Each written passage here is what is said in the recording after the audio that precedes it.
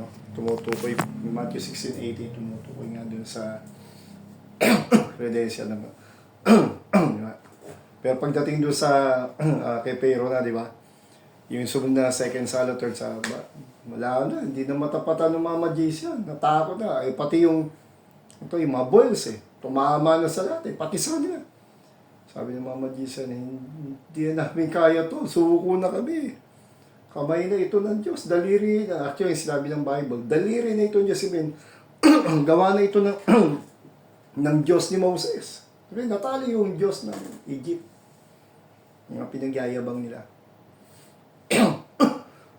So, gano'n kasi mga Hudyo.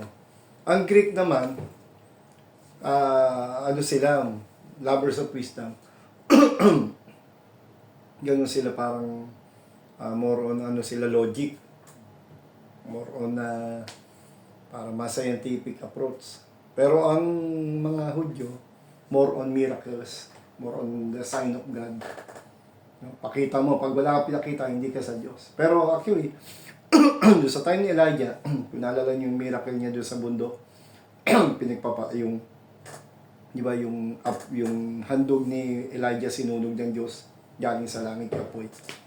Yung handog nung kay Baal, nung 400 na prophets na ni Jezebel, the wicked queen of Israel that time, wala nangyari. Hindi, kasabi doon, kung sino ang handog na susunugin ng Diyos na may apoy na galing sa langit. Ibig sabihin, yun ang tunay na Diyos. So yung apat na 400 na prophet, false prophet ni Jezebel, wala nangyari. Nagsusugat pa nga Inabot ng wala. Pero pagdating kay Elijah, lagyan nyo ng tubig yung paligid. Yung baka na handog niya. Tapos, yun nga, inayos na yung baka. Walang kahoy yun, walang kahoy yun, kung di ko nagkamali. Basta may tubig pa. Altar lang siya, tapos pinatong yung baka. Pati yung 400 pound, gano'n din. Pero walang apoy na nanggaling. Iyak siya, pray, wala. Pero pagdating kay Elijah, sabi ni Elijah sa Hudyo, sa mga tao doon, public yun. Sa bundok ng Carmel, sabi niya, hanggang kailan ba kayo? Sabi niya, healthy between two opinion. Parang sabi niya, hanggang kailan kayo magdududa na ang Diyos sa isa ng tunay na Diyos? Hindi yan si Baal, hindi yung mga yan. At dapat niyo makita to, sabi ni Elijah, hindi ako para magyabang, pero papakita ng Diyos ang kadakilaan niya ngayon sa oras to. Pataas nun, and lo and behold, the fire of God from heaven. Sinunog yung handog ni Elijah. Tapos, yung tubig, tuyo. Talagang kakaibang apoy. Parang kidlat na mangingilabot ka. Kung kidlat nga lang, mangingilabot ka. E di lalo pa kaya yung something special na apoy. Hindi ko alam kung baka nangamatay yung may mga tao na wala. So, yun yan. Excuse me po. Yun yan. Nung nasunog yung yung ni Elijah, handog niya sa Diyos. Pinagutos sila dyan, patayin nyo lahat yung mga prophet ni Baal at ni Jezebel. Pinagpapatay ng mga Hudyo. Pero pagkatapos nun, di ba si Queen Jezebel, yung wicked queen, malapit niyo sa Elijah, patayin niyo siya. Sabi ni Elijah, di na malaman niya, takbo siya sa bundok, nagtago. Sabi niya, Lord, akala ko ba, okay na. Kala ko ba, bida ka na. Actually, siyempre, hindi mo alis, parang pabida rin si Elijah. Nagpakita ka ng pruweba Ba't ganun? Papatay pa rin ang Jezebel. Wicked nga po kasi that time ang Israel. Parang nakakalungkot doon, dumating sa time ng Israel. Ang dami na niyang nagpakilala ng Diyos, ang dami niyang pinakita ebidensya, ang dami na niyang himala, talagang grabe ang Israel.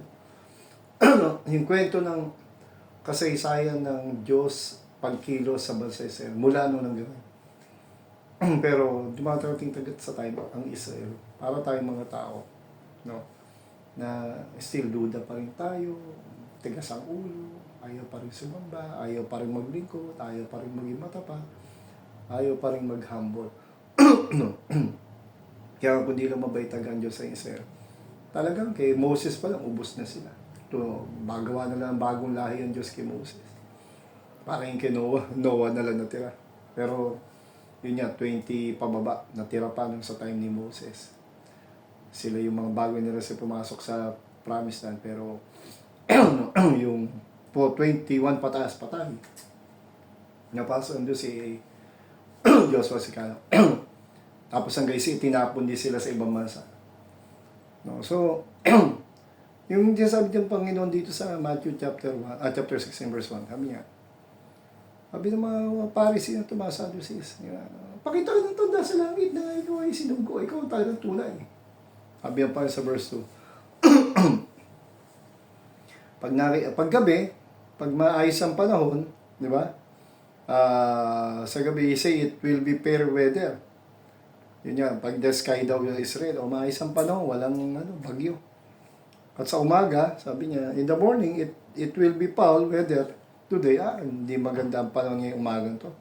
Kasi ang gabi ay mapula. Sabi, ang ulap ay mapula. At lowering. So, sa Mantiseta,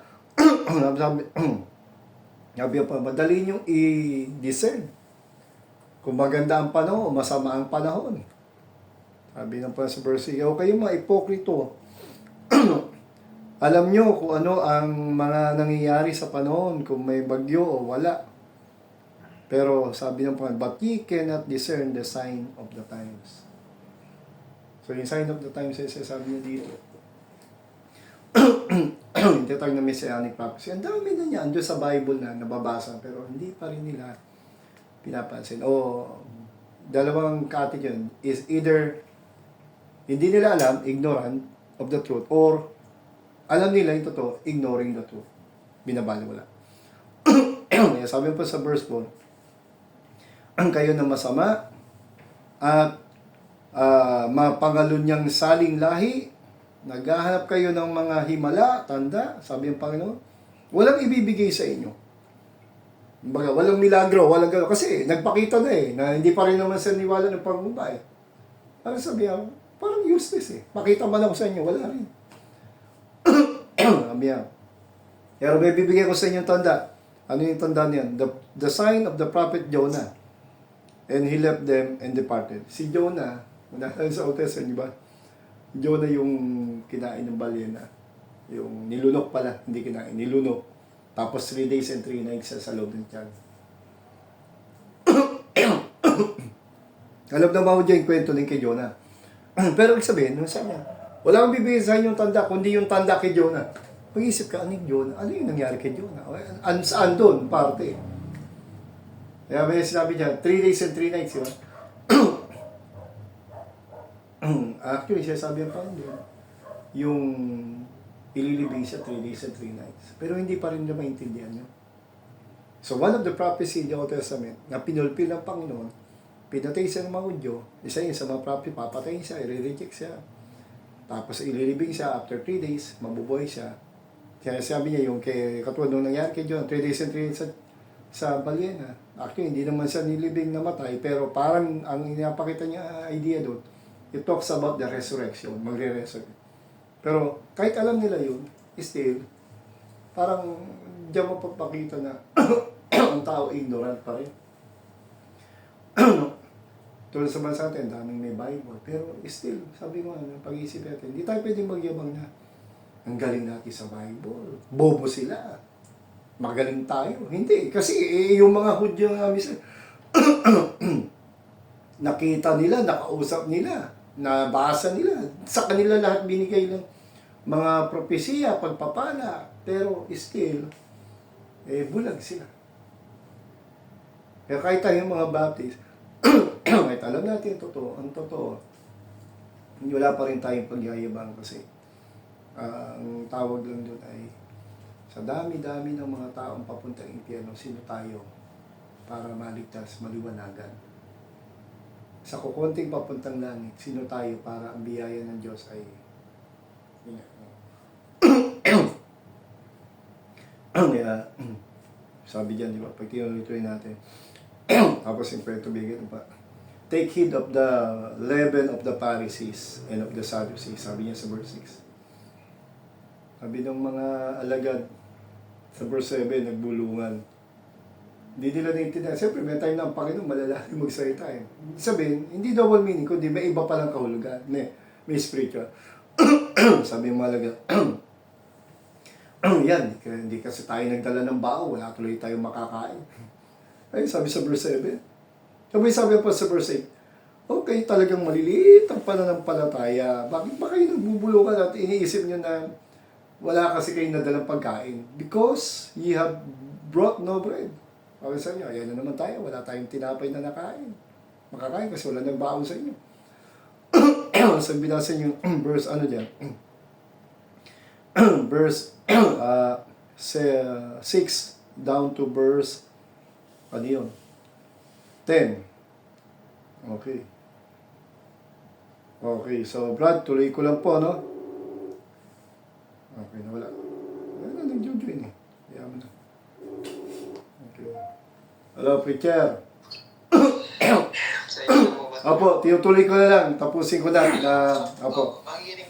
Natapos, hindi, pagkatapos ko ikaw, natapos na ni Brother Rapping kanya to, ano eh.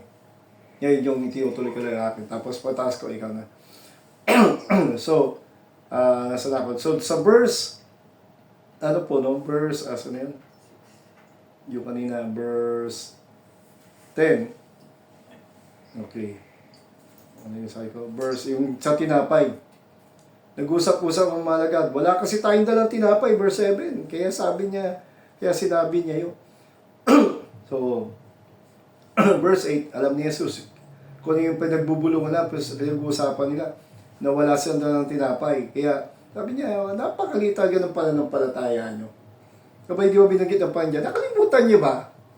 Pinakain natin yung 5,000 doon sa ilang piraso ng tinapay at isda, pinarami niya. Hindi lang yun, nakalimutan niyo meron na naman tayo isa pa. Dalawang instance kasi ang Panginoon nagpakain.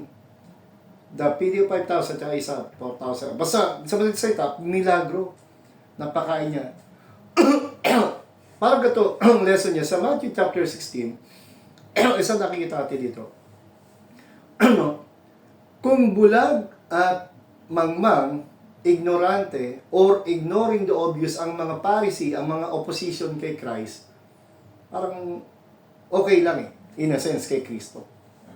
Di ba? Okay lang. Kasi talaga naman tumatanto, talagang palaban eh.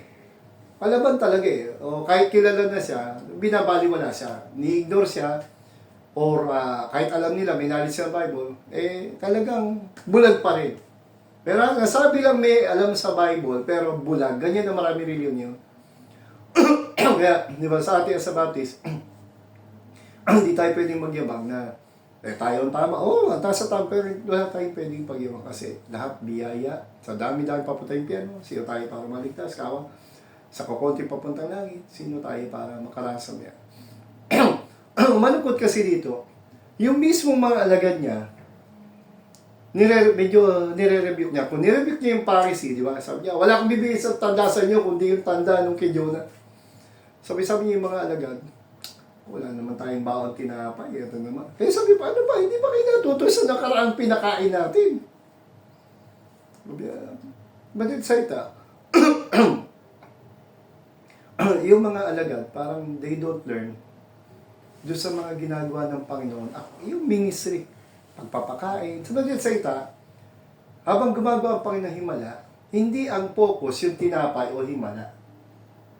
Not just met the physical needs of man, but sinasabayan dapat sana pati spiritual needs. So itong mga alagad, nami-miss nila yung lesson. Teka, sino ba itong kasama natin? Sino ba itong kaharap natin? Diba? Kaya tinatawag siya rin, sabi ko nga sa isa, ano man series ko. Diba, kaya mga binagyan natin si Pedro, diba, medyo yung unang encounter niya talagang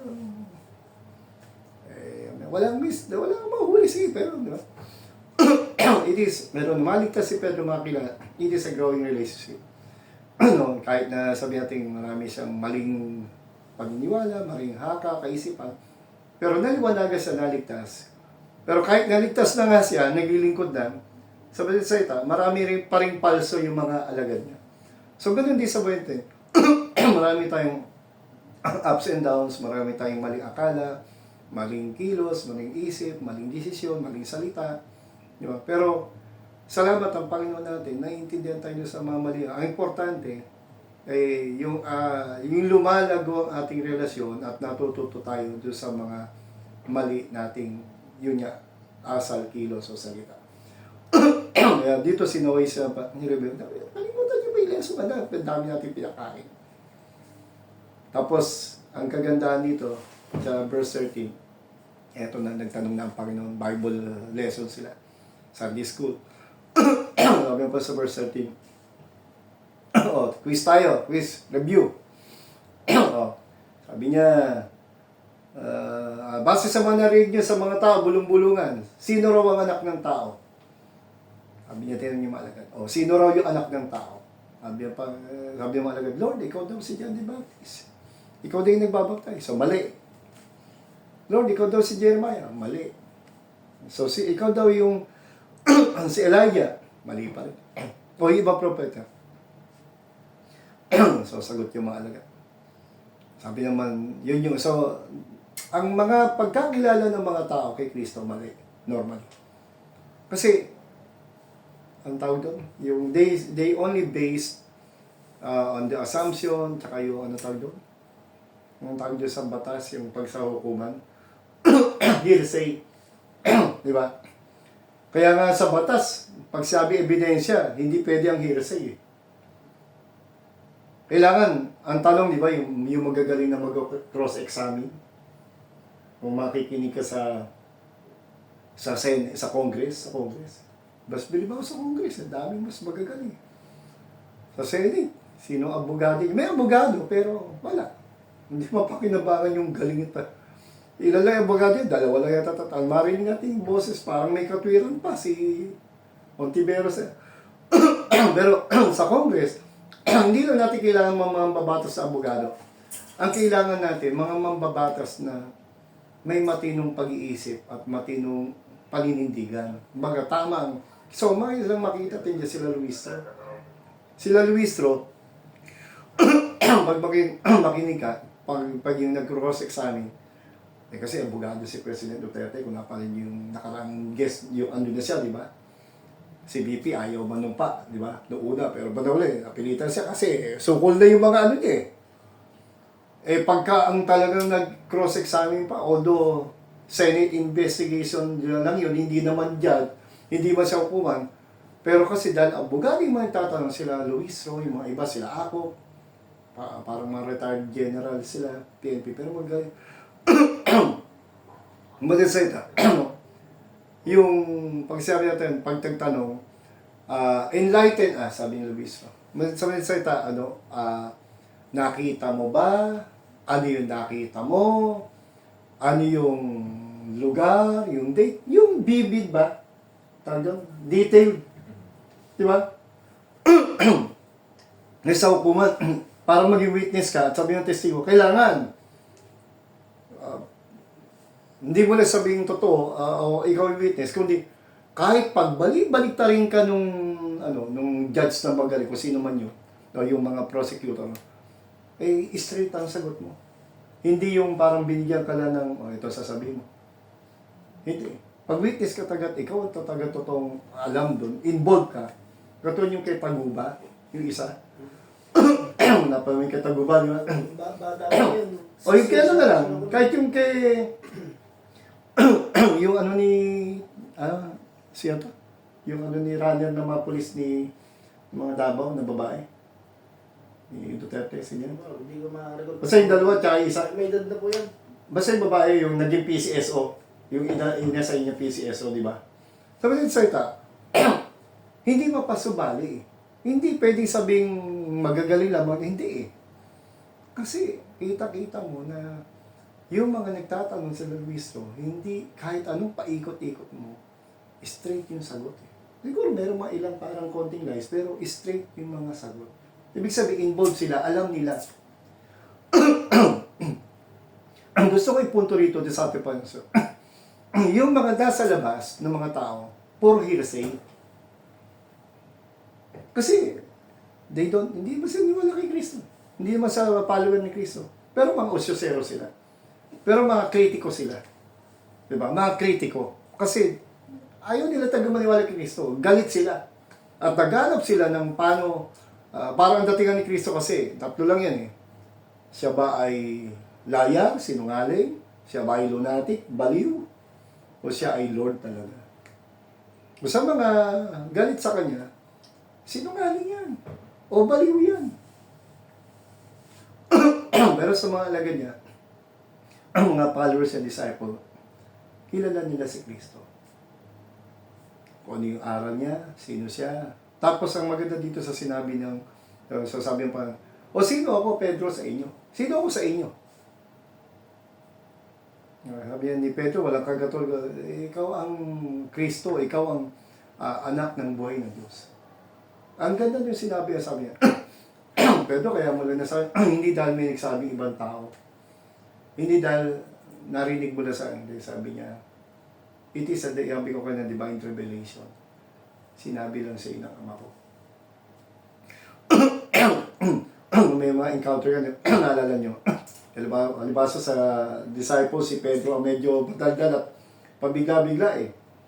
Di ba? Among the 12, siya talaga, hindi lang siya senior, talagang pabigla-bigla. Leader type siya na, naalala nyo, dahil nga umakit sila sa bundok. Si Jesus Christ, ayaw ko ng chapter yung Matthew din yun. Tapos pagpunta nila, kasama niya lagi, Diyos sa among the 12, may tatlong inner ko eh. Peter, James dyan. Lagi yung tatlong yan ang pinaka-close. Kumbaga, close sa kanya lahat yung 12 na yan, kasi 12 lang yan. Pero ang may pinaka, mas close talaga sa pan, itong tatlo. Nung umakit pa yan sa bundok, lo and behold, nagbiglang ibang anyong Panginoon. Puting maputi. Maningning na maliwanag na parang yung itsura niya sa langit. Tapos hindi lang yung meron siyang kumausap, bigla nagpakita si Moses at si Elijah. Nakita ni Pedro. Sabi ni Pedro, Lord, dito na lang tayo, huwag na tayo maba. Gagawa ko kayo ng tatlong tabernakulo o templo. Isa sa iyo, isa kay Pedro, ay kay Moses, kay Elijah. Hindi pa tapos magsalita si Pedro, sabi ng Bible. Sabi tumahimik ka, makinig ka. Sabi niya, makinig ka. Kung ano inuutos sa anak ko, hear ye him. Sabi niya, this is my beloved son. Ito ang pinakamamahal ko, anak. Kung ano iutos niya, pakinggan mo, sundin mo. Tumahimik ka, para sa nireview ko sa nalangit. Nireview ko ng Diyos, Ama. Hindi si Kristo nagsalita. Kung ba naman mag-work? So, ang dami nang nakita ni Pedro, pero talagang kakaiba at kahit na sinasaway siya, pero kakaiba yung mga karanasan niya na talagang grabe. No?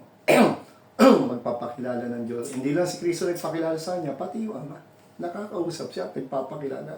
Yung may kamamagkaigalan niyo pa.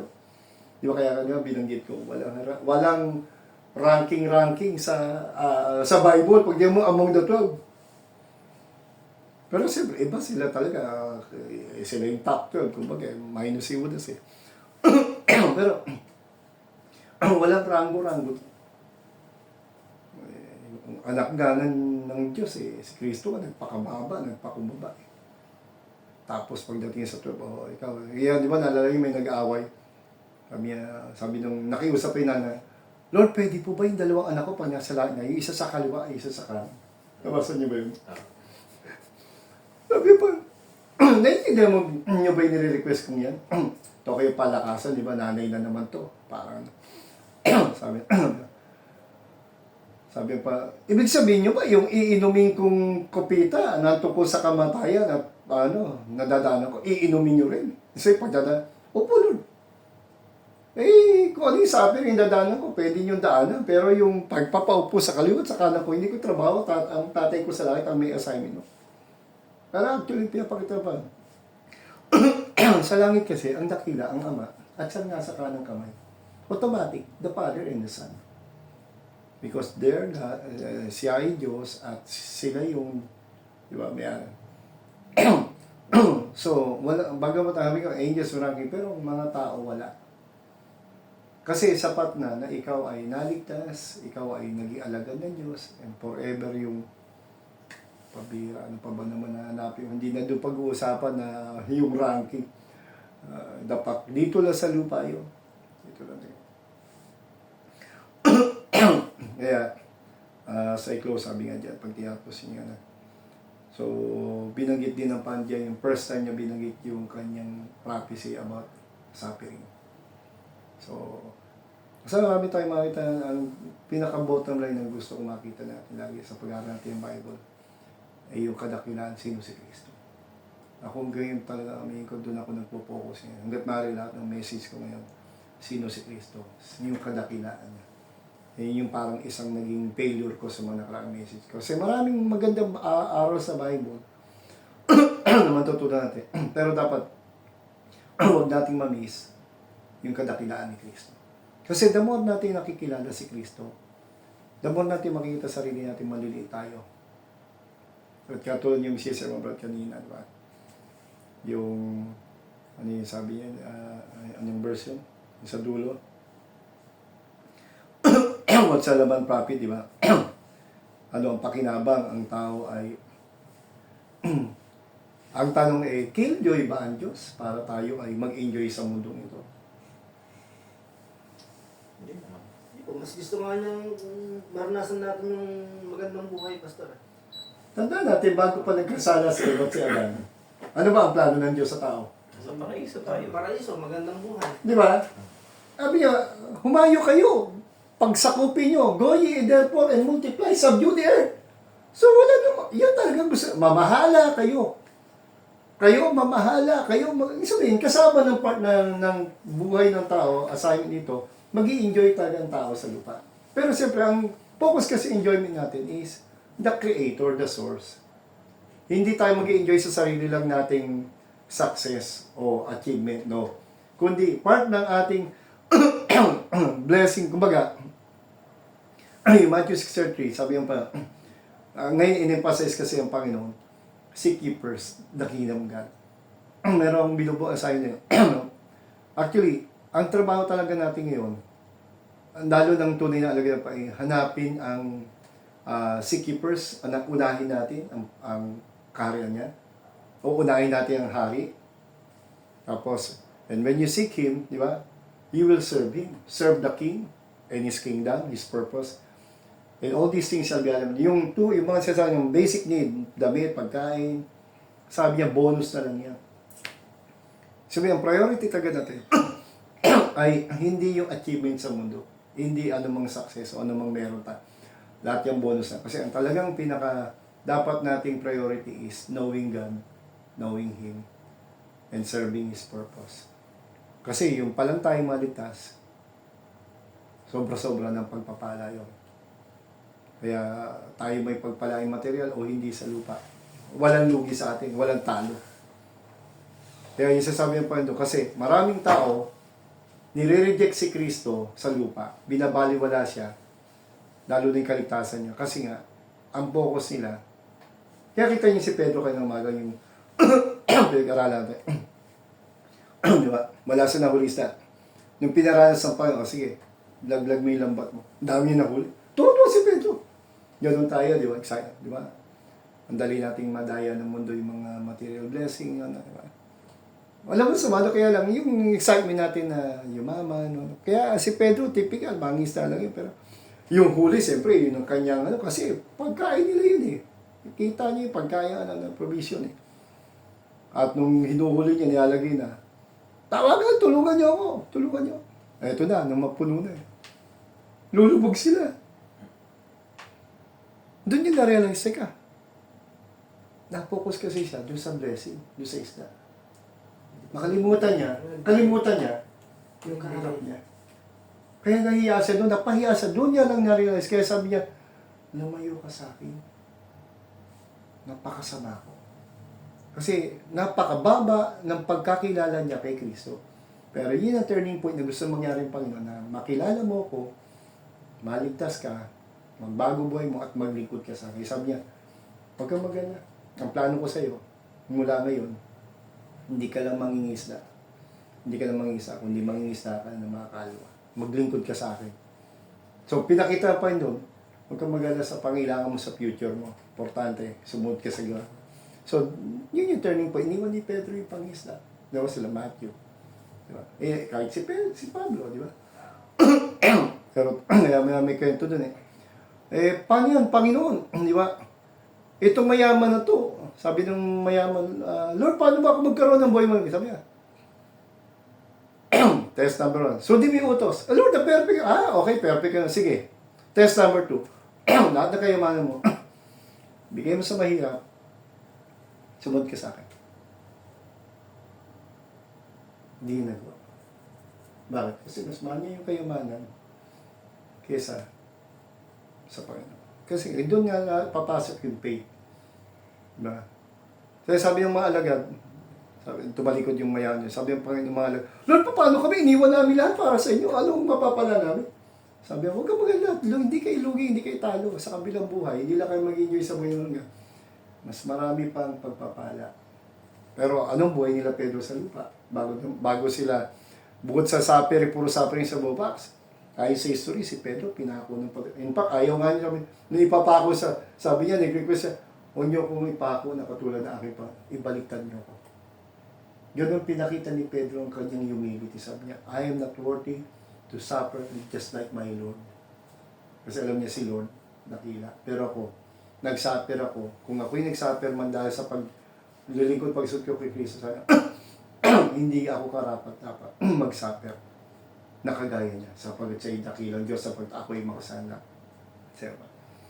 So, makita natin, yan ang goal ngayon natin sa ating pag the more we know Him, the more we love Him, the more we serve Him. Yun talaga ang makita natin ngayon. At may share natin sa mga tao. Sino si Kristo? Dahil maraming bulag, maraming hindi nakakilala, maraming mapapahamak, maraming guto. No? So, saan ka na? Preacher. Nandiyan ka pa ba, preacher? Ayun, okay na, Brad. Sige po. Kala ko nawala ka na eh. Mukhang wala naman ako kung may sisyo. Hindi, meron. Maganda. Sabi nyo na lahat. Hindi, meron kang verse. Okay. Cover to cover.